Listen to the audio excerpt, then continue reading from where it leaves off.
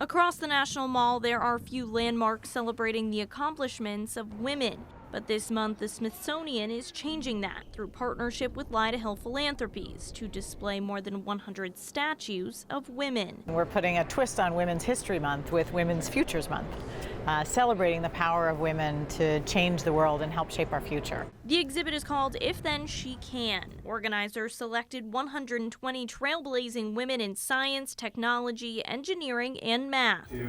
Body scanned them. There it is. And then 3D printed statues of each of them to create the largest gathering of female statues in the world. CEO Nicole Small says there are less than half a dozen statues of real women in the top 10 cities in the U.S. When you really dig into it, you find out that there's literally very few women's statues. So we thought, wow, we've got these 120 amazing women. Why don't we turn them into statues and tell their stories that way? Dr. Danielle Robertson was one of the women chosen. It's an honor, but it's very humbling. You're like, wow, this is me. She's an associate professor of ophthalmology at the University of Texas Southwestern and was the only female research faculty member when she started. There weren't other women around to collaborate with, to talk with.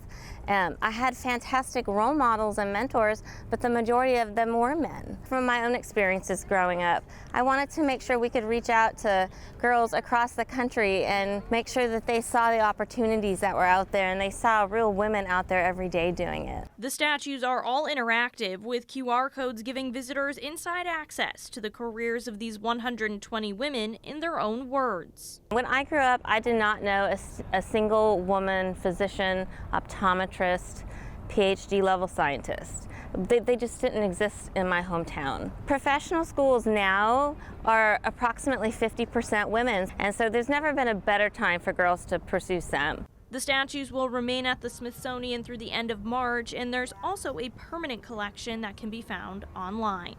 In Washington, Cassie Simeon, Spectrum News.